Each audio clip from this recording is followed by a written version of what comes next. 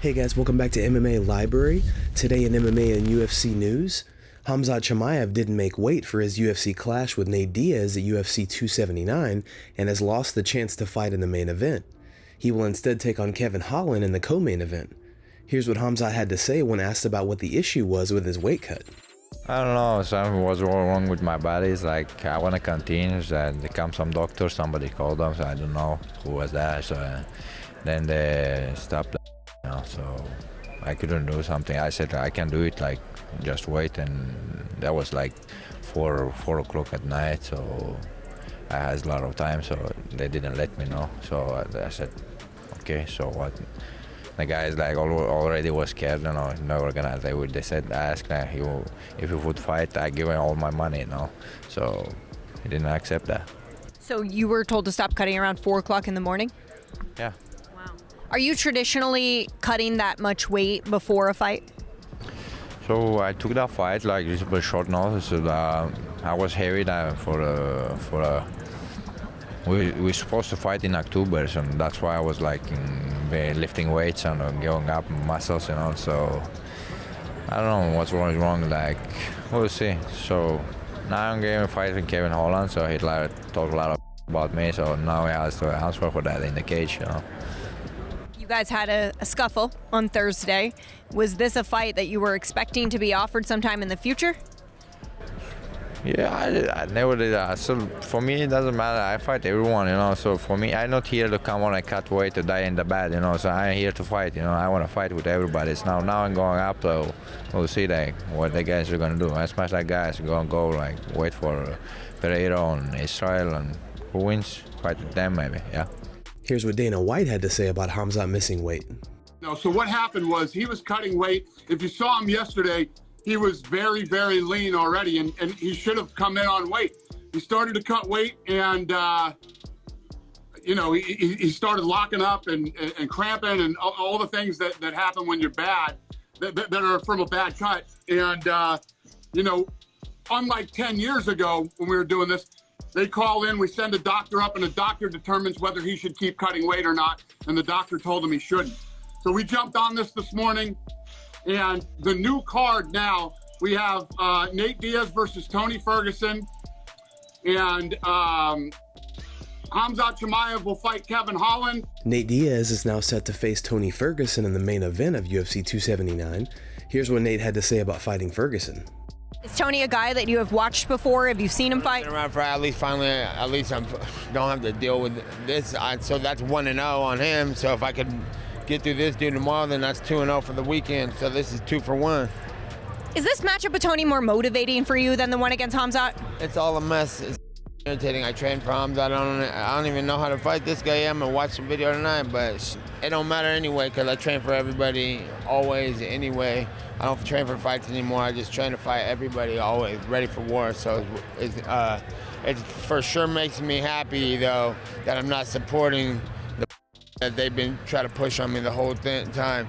And this guy is a little leaguer, bro, playing with straight up little leaguer playing in the major leagues, and he felt he didn't belong. And I'll never fight him in here, but I'll fight him right now if I could find his here anyway.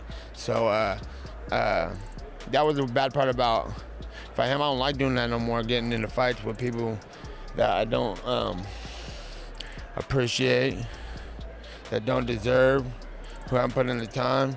So at least I'm dealing with somebody right now who's been through it. And if it is my last fight, which I don't really plan on being, at least it's with a veteran and somebody who's respectable. And what do you think about Nate fighting Tony Ferguson? Let us know your opinion in the comments below. Tony Ferguson says fans are in for a treat in his UFC 279 main event against Nate Diaz. Here's the clip. I'm gonna be real. I mean, you gotta be ready for anything that's out here. In the back, it was kind of crazy. I had my popcorn and my shades, and I'm just kind of interested in what's going on. Told everybody to shut the F up because nobody was gonna do anything, and really nothing really bad happened out there. Security was excellent. Nate, it was funny because he was right there yelling at somebody, and I go up to him and was like, "Hey, do you want a mint?" I just random, just to kind of be just that guy, and he did his whatever he had to do, and he comes back over. He's like, "Hey, you got a mint?" So it's always being cordial with people. I don't have to hate somebody to go out there and duke it out. So props, man. It's Hispanic Heritage Month, so you guys get exactly what you deserve. Oh, I love that. And I love this main event, but this is two OGs of the game, two Ultimate Fighter winners. This is a matchup that fans have, I think, wanted to see for a long time, and now they finally get to see it. Scheduled for 5 rounds, Tony. What does that mean to you? It's awesome. I'm gonna be real. It could be like 8 rounds of go box and stuff. So he's an athlete, like I said, and I respect what they do. So I respect what I do as well. So I mean, I'm gonna go out there and get that victory. You didn't have a terribly long camp to prepare for the Leech, and now certainly with a change of opponent. How much was the focus on who you were fighting, and how much was it on you and your own skill set? My wife called me out. She said, "When are you gonna start training 100%?" And I was like, "I was just waiting for you or somebody else that was close to me to call me out." So you guys are in for a treat. I've been practicing really hard and diligent. It's very structured. So hope you guys enjoy the show at UFC 279. In a recent interview, Israel Adesanya says he is only worried about Alex Pereira's left hand. But this next guy, I know for a fact he's not going to be defensive. He's going to attack me, which is what I look forward to. I look forward to someone who actually wants to fight, who actually wants to be in there and not just survive.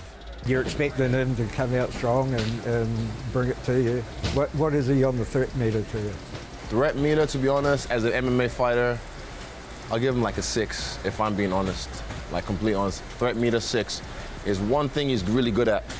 It's that left hook, and that's what he catches a lot of people with. He's not gonna catch me with a flying knee. I don't think he's tried in the past. I've probably done it to him in the past. I think I've caught him with a flying knee before, but left hook, that's the main thing to look forward to. And yeah, take care of that. I can take care of everything else. I watched a lot of the social media, and you and Volk working together. I thought you guys just should be a comedy team. I know, right? I love it. Honestly, Volk is like, he's the kind of guy that he's the people's champ. He's the everyman's champ. So yeah, with me as well, and the way I handle things, we just work well off each other, and we inspire each other, and we vibe off each other in a way that's like, it's a beautiful yin and yang. Henry Cejudo breaks down why Cyril Gane is a bigger threat to Jon Jones than Francis Ngannou. Here's what Cejudo had to say following Gane's recent win of Tai Tuivasa. His angles were on point. His distance was on point. His investment into the body to break someone down to eventually get the knockout was on point. This dude is a threat for everybody. I immediately texted Jon Jones, "Hey man, watch out for this dude. You really have to plan for this dude." I almost feel after looking at that last fight like he is a bigger threat than Francis Ngannou for a guy like Jon Jones. With all the craziness surrounding UFC 279, Dana White still has time for deep-fried shepherd's pie. What's up, everybody? Friday here at UFC headquarters, and today we're trying the deep-fried shepherd's pie. Make a shepherd's pie filling out of ground lamb, corn, peas, and broth. Create a ball using mashed potatoes as the crust. Roll it in flour, egg wash, breadcrumbs, then you fry it. I grew up eating shepherd's pie. I love shepherd's pie. I hope this is good. It looks like shepherd's pie and a hash brown.